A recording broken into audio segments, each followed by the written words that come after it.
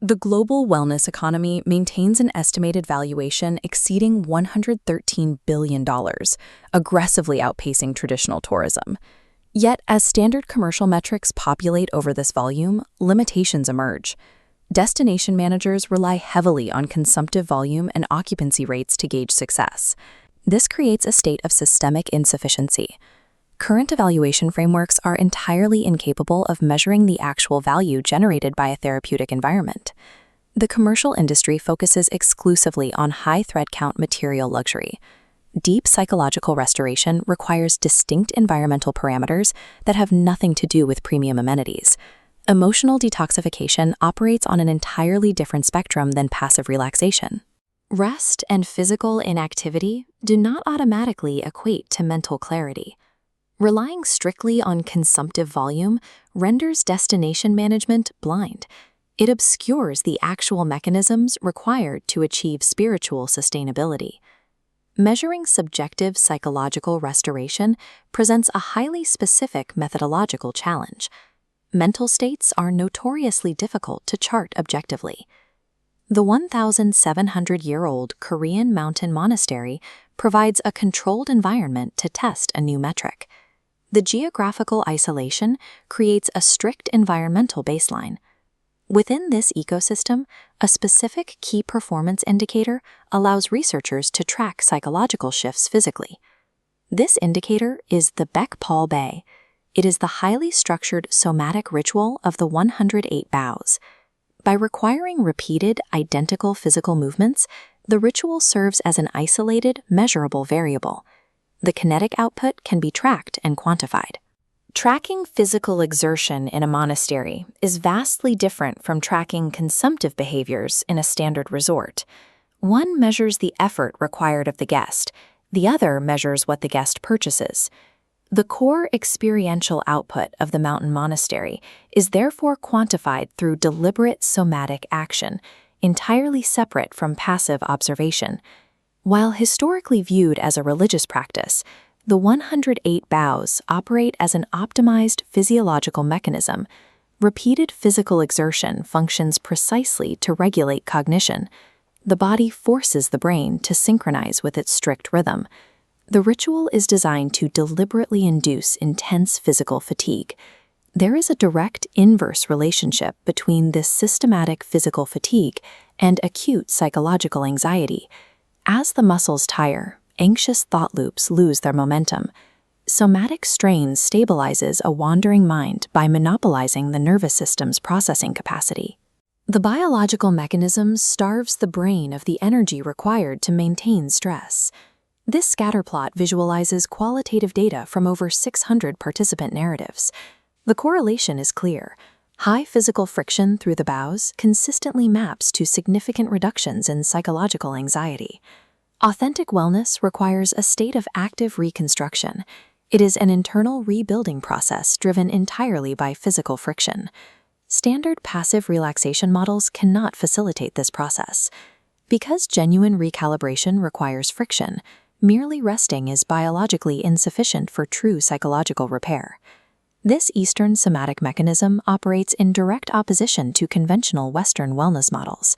Commercial hospitality relies heavily on material luxury and passive self-care. It operates on the assumption that extreme comfort leads to healing. Strict monastic architecture rejects this premise entirely. The physical design of the monastery structurally enforces physical discipline, requiring deliberate effort simply to navigate the space. This structured strain is necessary to recalibrate neurological baselines. The environment forces the nervous system to adapt to a quieter, highly demanding reality. Subverting comfort creates an optimal environment for intercultural wellness. It bypasses linguistic and cultural barriers. Physical friction serves as a universal equalizer. The strain of the bowing ritual achieves emotional equilibrium for participants, regardless of their specific cultural background or socioeconomic status. Removing physical friction from the wellness equation neutralizes its effectiveness. Without somatic strain, the mechanism required to regulate the human mind ceases to exist. Regenerative tourism demands strict spatial requirements. This is the concept of therapeutic geography. A sacred monastic ecosystem faces an absolute structural limitation. it cannot undergo rapid commercial expansion. Implementing corporate-style expansion actively decomposes the site's core therapeutic utility. Adding infrastructure destroys the isolation that makes the space effective. The location possesses a specific moral ecology.